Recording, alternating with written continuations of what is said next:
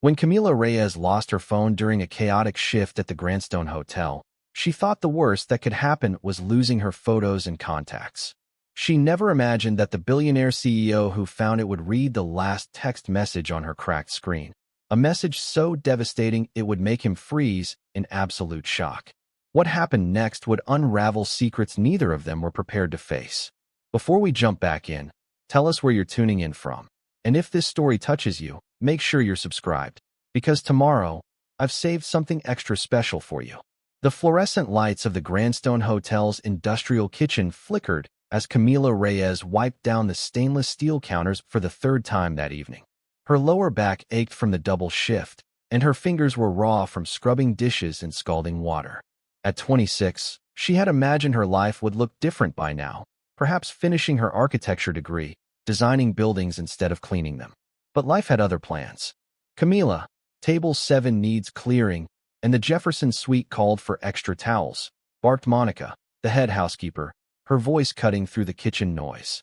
On it, Camila replied, tucking a stray strand of dark hair behind her ear. She grabbed her phone from the prep counter to check the time, 8:47 p.m., just over an hour left on her shift. She quickly typed out a text message, her fingers moving with practiced speed across the cracked screen. Mama, I got paid today. Sending $400 for Abuela's medication. The rest goes to rent. I'll visit on Sunday. Te amo. She hit send and slipped the phone into her apron pocket, or at least she thought she did. In the chaos of grabbing towel stacks and rushing toward the service elevator, the phone tumbled out, sliding under one of the industrial refrigerators with a soft clatter that went unnoticed in the kitchen's cacophony. Across the city, in the executive penthouse suite of the same Grandstone Hotel, Alexander Thornwood stood at the floor-to-ceiling windows, surveying the glittering skyline of Riverside City. At 38, he was the CEO of Thornwood Enterprises, a real estate empire his grandfather had built from nothing. Tonight, he was hosting investors for the unveiling of his most ambitious project yet, the Riverside Cultural Center, a massive development that promised to transform the city's waterfront. Alex, the presentation materials are ready, said his assistant, David, appearing at the doorway. The investors will be here in 20 minutes. Alexander nodded absently, his mind elsewhere. The Cultural Center was more than just another property development. It was supposed to be his redemption, a way to prove he was more than just the ruthless businessman the press made him out to be. Yet lately, everything felt hollow. His engagement to Vivian Ashford, daughter of the city's most influential banker, was scheduled for announcement next month. The merger of their families would secure billions in investment opportunities. It all made perfect sense on paper. So why did he feel like he was suffocating? His phone buzzed. Vivian's name flashed on the screen with her fourth message of the evening about wedding venue options. Alexander silenced it without reading. Sir, there's a situation in the kitchen, David said hesitantly. One of the housekeeping staff apparently lost her phone during her shift. Security found it under the equipment. Should I have it sent to Lost and Found? Just bring it up, Alexander said distractedly. I'll take a look and make sure it gets returned properly. Minutes later, David placed a phone on Alexander's desk. The screen was badly cracked, the case worn and held together with tape. It was the kind of phone someone kept running long past its expiration date, because replacing it wasn't an option. The screen lit up with a notification. Alexander's eyes caught the preview of the last sent message, still visible on the lock screen. Mama, I got paid today. Sending $400 for Abuela's medication. The rest goes to rent. I'll visit on Sunday. Te amo. Alexander froze, his hand hovering over the device. $400 for medication. The rest for rent. He picked up the phone, studying it more carefully now. The wallpaper, visible through the cracks, showed a young woman in a graduation gown, holding a rolled diploma, her smile bright with hope. In the corner of the photo, partially visible, was a university banner, Riverside Technical Institute, architecture program. Something twisted in his chest. He pressed the home button. The phone was unlocked. No password, probably because the fingerprint sensor had stopped working. His eyes scanned the screen. A banking app showed a balance of $127.43. A reminder notification read, tuition payment overdue, 62 days. Another text thread caught his attention, this one from someone named Javi. Sis, I know you're struggling, but I need $200 for the school trip. Everyone else is going. Please. Her response, sent 3 days ago. I'm sorry, Hermanito. I can't this month. I promise I'll make it up to you. Alexander set the phone down carefully, as if it were something fragile and sacred. In his world of million-dollar deals and corporate power plays, he'd forgotten what real struggle looked like. This phone told a story of sacrifice, of someone giving everything they had and still coming up short. David, he called out, his voice different now, focused, determined. Find out who this phone belongs to. I want her name, her employee file, everything. Right away, sir. As David left, Alexander picked up the phone again, staring at that graduation photo. Something about the woman's eyes, even through the cracked screen, held a familiar determination. It reminded him of someone he used to know, someone he used to be, before the boardrooms and the billions had changed him. His own phone buzzed again. Vivian. The investors. The cultural center presentation. But for the first time in years, Alexander Thornwood felt something shift inside him. That cracked phone and its heartbreaking message had awakened something he thought he'd buried long ago, his conscience. He had no idea that finding this phone would lead him to uncover a truth that would shatter everything he thought he knew about his family's empire and force him to choose between the life he'd built and the man he was meant to become. Downstairs, Camila frantically searched the kitchen, her heart sinking as she realized her phone was gone. And somewhere in that device was a secret that would change both their lives forever. The next morning, Camila arrived at the Grandstone Hotel's employee entrance with a knot of anxiety in her stomach. Without her phone, she'd missed her alarm and had to take 2 buses instead of 1 because she couldn't access her route app. She was 15 minutes late, a violation that could cost her this job she desperately needed. Reyes, you're late. Monica snapped as Camila rushed into the staff locker room. Mr. Thornwood's assistant called down looking for you. You're wanted in the executive office. Now, Camila's blood ran cold. The executive office? What? How should I know? Just go.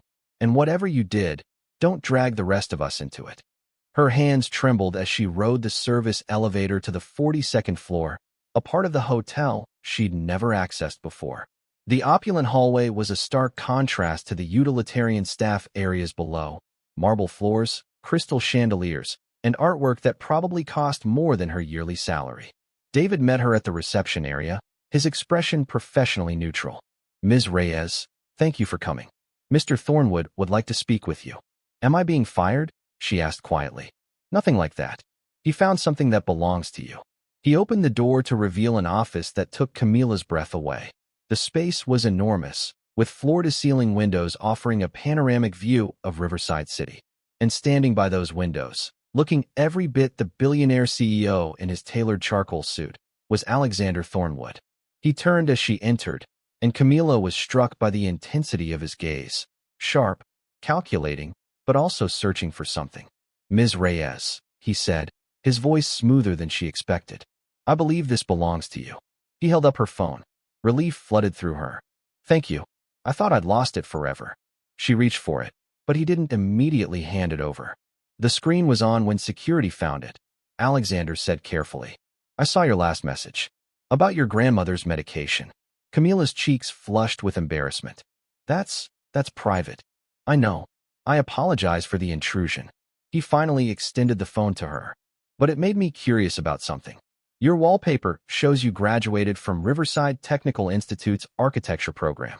Why are you working as a housekeeper? The question hit like a slap. Camila straightened her spine defensively. Because bills don't pay themselves, Mr. Thornwood. Not everyone has trust funds to fall back on. Fair point, he acknowledged without offense. But you have talent being wasted scrubbing floors. With all due respect, sir, I need to get back to work before I'm written up for.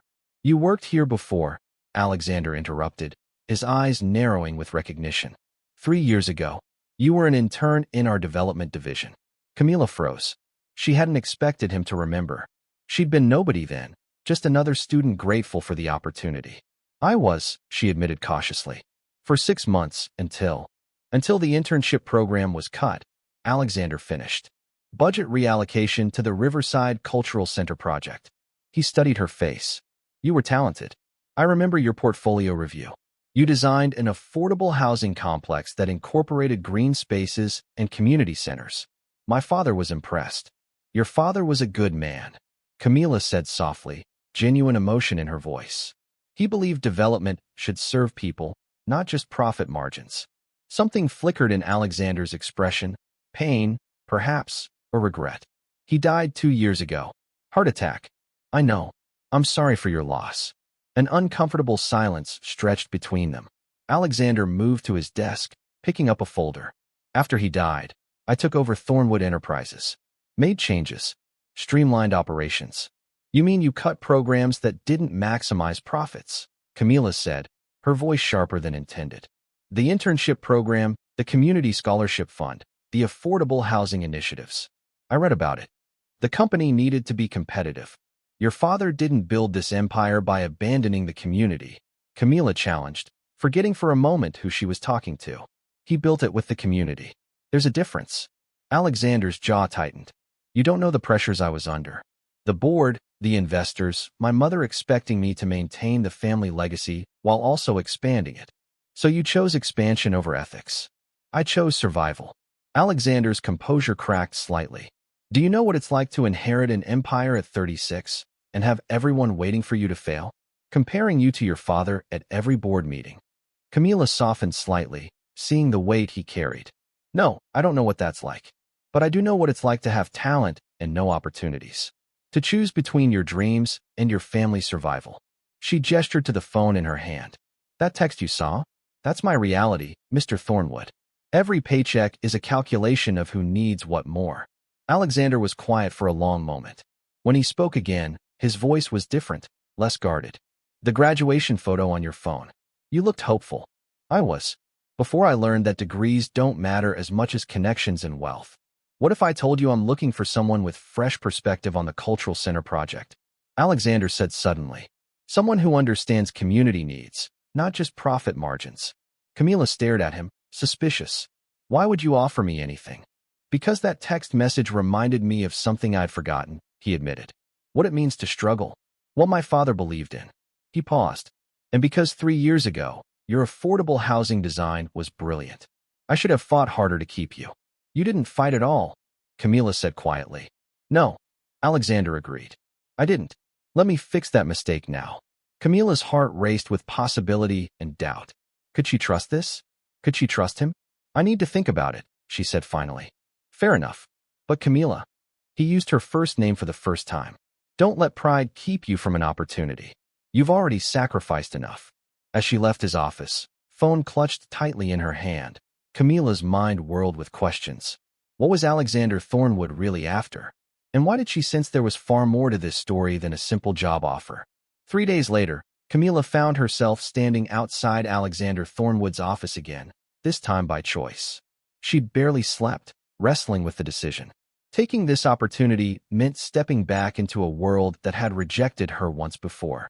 But refusing it meant staying trapped in a cycle of exhaustion and financial struggle with no end in sight. David greeted her with a warm smile. Ms. Reyes, Mr. Thornwood is expecting you. Please, go right in. Alexander stood at a drafting table covered with blueprints, his jacket discarded, sleeves rolled up to his elbows. He looked different from their first meeting, less the intimidating CEO, more like the architect he'd trained to be before inheriting his empire. You came, he said, genuine relief in his voice. I need to understand what you're really offering, Camila replied, keeping her tone professional. And why? Alexander nodded, gesturing to the blueprints spread before him. The Riverside Cultural Center. 23 acres of prime waterfront property. The project is scheduled to break ground in 6 weeks. He paused. It's going to be a disaster. Camila approached the table, her trained eye immediately scanning the designs. Luxury retail spaces, high-end restaurants, a boutique hotel, and what was labeled as a cultural pavilion that looked more like an afterthought than a genuine community space. This isn't a cultural center, she said bluntly. This is a shopping mall with delusions of grandeur. Exactly. Alexander's response surprised her. The board approved this design because it maximizes revenue per square foot, but it completely abandons what my father envisioned for this site. He pulled out another set of plans from a drawer. These were older, edges worn from handling. This was his original concept. Mixed-income housing, actual performance spaces for local artists, a public library branch, community gardens, small business incubators for local entrepreneurs. Camila's breath caught as she studied the plans. They were beautiful, thoughtful, inclusive, sustainable. Everything architecture should be. Why didn't you build this? She asked. The board voted it down. Said it wasn't financially viable. My mother sided with them. Alexander's voice tightened. Victoria Ashford's father, Harrison, led the opposition. He's the primary investor, and he only cares about returns. Vivian Ashford, Camila said slowly, pieces clicking together. Your fiancé. I've seen the engagement announcement rumors in the business section. The engagement is strategic, Alexander admitted, something dark crossing his expression. A merger of families, resources, influence. It was decided after my father died, when the board was pressuring me to secure major investors for expansion. You're marrying someone for business? Camila couldn't hide her shock. People in my world rarely marry for love, Alexander said flatly. The announcement is scheduled for next month at the Cultural Center groundbreaking ceremony. Camila stepped back from the table. So where do I fit into this corporate chess game? Alexander met her eyes directly. I want you to redesign the Cultural Center. Incorporate my father's vision with modern innovations. Create something that actually serves the community while still being financially sustainable. That's impossible in 6 weeks. I know, Alexander interrupted. But I've been going through the original environmental impact studies. The community needs assessments my father commissioned. There's a way to do this, Camila. I just can't see it because I've been too close to it for too long. I need someone with fresh eyes and genuine passion for community-centered design. Even if I could redesign it, the board would never approve. Let me worry about the board. Alexander's jaw set with determination. I own 43% of Thornwood Enterprises. My mother owns another 22%. If I can convince her, we have controlling interest. Camila wanted to believe him, but doubt nagged at her. Why now? Why after 3 years of building your empire exactly the way the board wanted? Alexander was silent for a long moment. When he spoke, his voice was raw with emotion. Because I found your phone and I saw what real struggle looks like. Because I realized I've become exactly what my father feared, someone who measures success only in profit margins. He looked away. And because 2 weeks ago, I found something in my father's personal effects that changed everything. He opened a locked drawer and pulled out a leather journal, worn and filled with handwritten notes. My father's planning journal for the Cultural Center. The last entry was written the night before his heart attack. Alexander opened to a marked page and read aloud. Alexander has the talent to build something extraordinary, but I fear the pressure of this company will crush the idealism that made him choose architecture in the first place. If I can complete the Cultural Center as I envision it, perhaps I can show him there's another way. That profit and purpose aren't mutually exclusive. That the Thornwood name can mean more than just wealth. It can mean legacy that lifts people up. Camila felt tears prick her eyes at the words. This was the man she remembered. The CEO who had personally reviewed intern portfolios, who had remembered her name and asked about her grandmother's tamales she'd brought to the office potluck. He died before finishing it. Alexander continued, his voice thick. And I let the board bury his vision because I was too afraid of failing.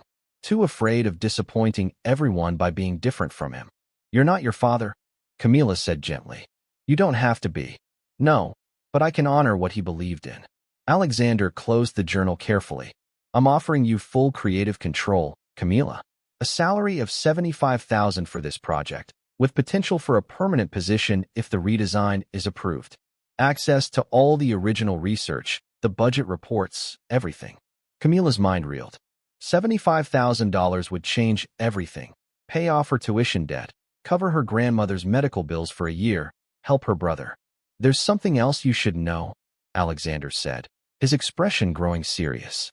When I started reviewing the original Cultural Center files, I found some irregularities in the financial projections that killed my father's affordable housing components. What kind of irregularities? The kind that suggests someone deliberately inflated cost estimates to make the community-focused design appear financially impossible. Alexander's eyes hardened. I think Harrison Ashford sabotaged my father's vision to clear the way for his luxury development plans. And I think my father discovered it right before he died. Camila felt a chill run down her spine. Are you saying? I'm saying my father's heart attack might not have been as random as everyone assumed. Alexander finished grimly. And if I'm right, then redesigning this cultural center isn't just about architecture.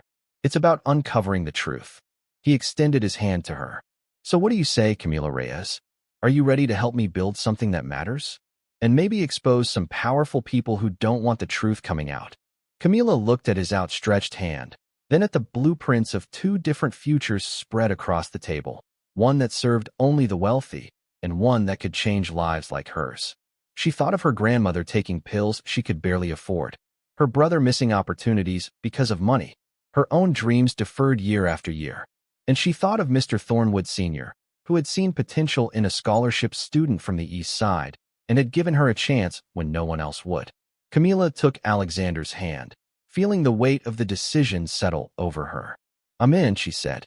But if we're doing this, we're doing it right. No compromises, no half measures. Alexander's grip tightened, a fierce smile crossing his face. I wouldn't have it any other way. Neither of them realized that across town, Victoria Thornwood was meeting with Harrison Ashford, and Camila's name had just been mentioned in a conversation that would soon turn dangerous. The real battle was just beginning. The following Monday morning, Camila walked through the main entrance of Thornwood Enterprises for the first time as an official employee, not a housekeeper sneaking through service corridors. She wore her only professional outfit, a navy blazer and pressed slacks she'd bought secondhand 3 years ago for her original internship interview. Her portfolio, carefully updated over the weekend, was clutched under her arm. Alexander had arranged for her to present the redesigned cultural center plans to the board that afternoon. 2 weeks of 18-hour days, surviving on coffee and determination, had produced something she was genuinely proud of. But as she rode the elevator to the executive conference room, doubt crept in. These people had rejected her once. They could do it again. The boardroom was exactly as intimidating as she'd imagined. A massive mahogany table surrounded by leather chairs, each occupied by someone whose watch probably cost more than her car. Alexander sat at the head of the table, his mother Victoria to his right, her silver hair pulled back severely, her expression unreadable. And directly across from Alexander sat Harrison Ashford, a man whose shark-like smile didn't reach his calculating eyes. Ladies and gentlemen, Alexander began, his voice commanding the room's attention. Thank you for convening on short notice. I've asked you here to review a redesigned proposal for the Riverside Cultural Center. He gestured to Camila. This is Camila Reyes, our new lead community design consultant. She'll be presenting an alternative vision. Harrison's smile sharpened. Alexander, we approved the cultural center plans 8 months ago. Construction bids have been submitted. This is highly irregular. Irregularity seems to be a theme with this project, Alexander replied coolly. Which is exactly why we need to reconsider. Camila connected her laptop to the projection system with trembling hands. The first slide appeared, a rendering of the redesigned cultural center that blended her architectural training with the community-centered philosophy Alexander's father had championed. The current approved design prioritizes luxury retail and high-end amenities, Camila began, her voice stronger than she felt.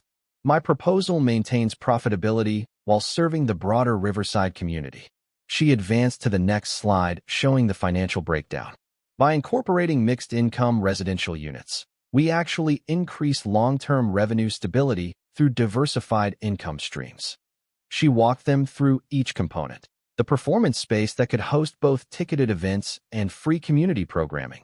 The small business incubator offering subsidized rent to local entrepreneurs. The rooftop gardens maintained by neighborhood volunteers that would reduce operating costs while creating green jobs. The numbers are impressive, admitted Patricia Chun, the board's longest-serving member and one of the few who'd worked directly with Alexander's father. But this requires a complete redesign. We'd have to scrap current contracts, renegotiate with contractors. Actually, we wouldn't, Camila interrupted, clicking to her contingency analysis. I've reviewed the existing contracts. Most include redesign clauses within the first 90 days of approval. We're currently at day 83. If we act this week, we can pivot without major penalties. Harrison's expression darkened. This is absurd. We're not restructuring a $500 million project based on 2 weeks of work from an inexperienced. Choose your next words carefully, Harrison, Alexander warned. his voice like ice. Ms. Reyes. Victoria spoke for the first time, her aristocratic tone perfectly modulated. Your design is admirable in its idealism, but you're overlooking market realities. Riverside's waterfront is prime luxury real estate. Diluting that with affordable housing units devalues the entire development. With respect, Mrs. Thornwood, Camila replied, your husband didn't see it that way. His original community impact studies showed that mixed-income developments actually stabilize property values and reduce vacancy rates over time. She pulled up the original research, data her late nights had uncovered in archived files. These studies were commissioned 3 years ago at significant expense, yet they were completely ignored in the current approved design. I'm curious why such valuable research would be discarded. The room went silent. Harrison shifted in his chair. Perhaps, Camila continued, emboldened by the reaction, it's because this research directly contradicted the luxury-only approach that certain investors preferred. How dare you imply? Harrison started to rise. I'm not implying anything. Camila cut him off. I'm stating facts backed by documentation. She displayed the next slide showing the original cost projections versus the inflated estimates that had killed the affordable housing components. Someone altered these financial models to make community-centered design appear financially impossible. The original calculations showed a healthy profit margin. The revised versions that went to the board showed losses. But the underlying data doesn't support those conclusions. Alexander stood, his presence commanding. I've spent the past 2 weeks having our accounting firm review every financial document related to this project. What Ms. Reyes discovered is correct. The numbers were manipulated. Victoria's composed facade cracked slightly. Alexander, what are you saying? I'm saying someone deliberately sabotaged Father's vision for this project. Alexander's gaze locked onto Harrison. Someone who stood to profit significantly from a luxury-only development. Someone whose investment firm holds contracts with every high-end retailer slated for the approved design. Harrison's face flushed red. These are slanderous accusations. These are provable facts, Alexander interrupted, which I'm prepared to present to the Securities and Exchange Commission unless this board votes to approve Ms. Reyes's redesign today. The room erupted. Board members spoke over each other, some demanding evidence, others calling for order. Victoria remained silent, her eyes moving between her son and Harrison with dawning realization. Patricia Chen raised her hand for silence. I move that we vote on the redesign proposal immediately. All those in favor of Ms. Reyes's community-centered cultural center design. Camila held her breath. 3 hands went up immediately, Patricia and 2 younger board members who'd been quietly supportive throughout the presentation. Alexander raised his hand. For votes. Victoria Thornwood's hand trembled slightly as she raised it. My husband would have wanted this, she said quietly, tears glistening in her eyes. I should have fought for his vision when he died. I won't make that mistake again. 5 votes. Majority achieved. Harrison slammed his hand on the table. This is corporate suicide. You're walking away from guaranteed profits for some socialist fantasy. We're walking away from you, Alexander corrected. Effective immediately, Ashford Investments is no longer a partner in Thornwood Enterprises. You have 72 hours to divest your holdings. You can't do this. Harrison's composure shattered completely. My daughter, your engagement, was never about love, Alexander said firmly. It was about your access to my company. That access is revoked. The engagement is canceled. And if you don't leave this building in the next 60 seconds, I'll have security escort you out while I call the SEC. Harrison stared at him with pure hatred before grabbing his briefcase and storming toward the door. He paused in the doorway, looking back at Camila with cold fury. You have no idea what you've done, little girl, or who you've made an enemy of. The door slammed behind him with finality. Victoria approached Camila, extending her hand. Thank you for having the courage to speak truth. My son found it again because of you. As the board filed out, discussing implementation timelines and contractor negotiations, Alexander and Camila stood alone by the windows overlooking Riverside City. We did it, Camila whispered, still processing what had happened. No, Alexander corrected gently. You did it. You had the courage to challenge everything. But as they looked out at the waterfront where the cultural center would rise, neither of them saw Harrison Ashford in the plaza below, making a phone call with an expression that promised retribution. The battle was won. But the war was just beginning. 6 months later, Camila stood at the construction site of the Riverside Cultural Center, watching the sunrise paint the skeletal framework in shades of gold and amber. The building was taking shape exactly as she'd envisioned, a structure that would serve everyone, not just the privileged few. Hard hat tucked under her arm, she smiled at the workers arriving for the morning shift, many of them from her own neighborhood on the east side. "You're here early." Alexander's voice came from behind her. He approached with 2 coffee cups, handing her one. "Couldn't sleep?" "Too excited," Camila admitted. "The community garden framework goes up today, and the affordable housing units start interior work next week." They stood in comfortable silence, watching the construction crew begin their day. Their relationship had evolved over the past months into something neither had anticipated. A partnership built on mutual respect, shared vision, and an attraction they'd both tried to ignore for professional reasons. But lately, the lines had been blurring. "I have something to show you," Alexander said, pulling out his phone. He displayed a news article with the headline, "Former real estate mogul Harrison Ashford indicted on securities fraud charges." Camila's eyes widened. "The SEC investigation? They found everything. Falsified financial documents, kickback schemes with contractors, even evidence suggesting he'd been planning to flip the cultural center property for triple its value once construction drove up surrounding real estate prices." Alexander's expression was grim. "They also found emails between him and the doctor who treated my father the night of his heart attack." "What?" Camila's coffee cup froze halfway to her lips. "My father didn't die of natural causes," Alexander said quietly. "Harrison had him given medication that interacted fatally with his heart condition. Made it look like a stress-induced cardiac event. All because my father discovered the financial fraud and threatened to expose him." Tears filled Camila's eyes. "Alexander, I'm so sorry. The FBI is building a case. Harrison will spend the rest of his life in prison." Alexander's voice hardened. "And Vivian testified against him. Turns out she'd suspected her father's corruption for years, but was too afraid to speak up. Finding her courage destroyed their relationship, but she said it freed her." A truck rumbled past carrying steel beams for the performance hall. Alexander watched it go before turning back to Camila. "None of this would have happened if you hadn't lost your phone that night. If I hadn't read that message and remembered what actually matters." "A cracked phone and a desperate text message," Camila mused. "Strange way to start a revolution." "The best revolutions start unexpectedly." Alexander set down his coffee and took both her hands. "Camila, there's something else. The board voted yesterday to create a permanent position, Director of Community Development for Thornwood Enterprises. Salary of $150,000, full benefits, and complete creative control over all future projects with community impact." Camila's breath caught. "Alexander, before you answer, you should know my mother is stepping down as board chair.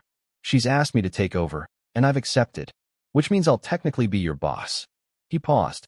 "So, I need to ask you something important before you make any decisions about the position." He reached into his jacket pocket and pulled out a small velvet box. Camila's heart stopped. "I'm not doing this because you're brilliant at your job, though you are," Alexander said, his voice rough with emotion.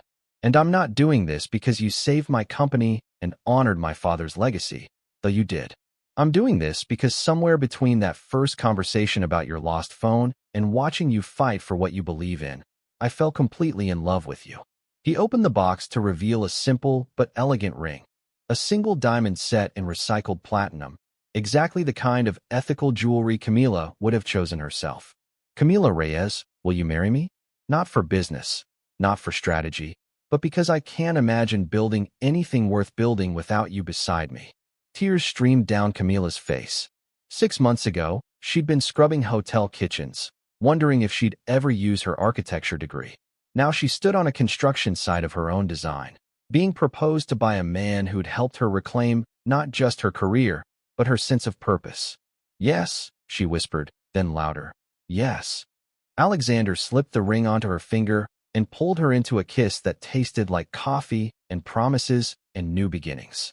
Around them, the construction crew who'd noticed the moment erupted in cheers and applause. When they finally broke apart, both laughing through tears, Camila's phone buzzed. A text from her mother. "Abuela's latest tests came back clear. The new medication is working. How can we ever thank you, Mija?" She showed Alexander the message. Because of you, I could afford the treatment she needed. Because you saw that text on my broken phone and decided to care. No, Alexander corrected, wrapping his arms around her. Because you had the courage to fight for your family, your dreams, and a better vision for this city. I just finally opened my eyes to see what was in front of me. Another text arrived, this one from her brother Javi. Sis, I got accepted to the Thornwood Scholarship Program. Full ride to study engineering. Did you have something to do with this? Camila looked up at Alexander questioningly. The board approved it last month, he admitted with a sheepish smile. A full scholarship fund for students from underserved communities, named after my father. Javi was the first qualified applicant. His essay about his sister sacrificing her dreams so he could pursue his was particularly moving. Fresh tears spilled down Camila's face. You never mentioned it. Some things are worth more than recognition, Alexander said simply. My father taught me that. You reminded me. In the distance, the riverside city skyline gleamed in the morning sun. Soon, the cultural center would join that skyline, a testament to what was possible when profit and purpose aligned, when power was used to lift people up instead of pushing them down. Camila's phone, now replaced with a new one, though she'd kept the cracked original in a drawer, displayed the time, 7:47 a.m. In 13 minutes, she had a meeting with the community garden volunteers. In 3 hours, a presentation to potential small business incubators. In 6 months, a wedding to plan. Ready to build our future? Alexander asked, offering his arm. Camila took it, feeling the weight of the ring on her finger and the lightness of hope in her chest. I've been ready my whole life. I just needed someone to believe in me. Wrong, Alexander said, leading her toward the construction trailer that served as their temporary office. You needed to believe in yourself. I just had the privilege of watching you remember how. As they walked together across the site where brick and steel were rising into something beautiful, Camila thought about the strange journey that had brought them here. A lost phone, a devastating text message, a billionaire who'd frozen when he'd read it, seeing his own privilege reflected in someone else's struggle. Sometimes the smallest accidents created the biggest transformations. Sometimes a cracked screen could reveal the clearest truth. And sometimes, losing something precious was the only way to find everything you'd been missing. The sun climbed higher, casting long shadows across the construction site. But Camila and Alexander walked through them together, building toward a future where shadows would give way to light, where struggle would transform into hope, and where a broken phone's message would echo through generations as the beginning of something extraordinary. Their story had started with an ending, a lost phone, a dead dream, a compromised legacy. But it would be remembered as a beginning. The beginning of everything that mattered. Up next, you've got 2 more standout stories right on your screen. If this one hits the mark, you won't want to pass these up. Just click and check them out. And don't forget to like, subscribe, and turn on the notification bell so you don't miss any upload from us.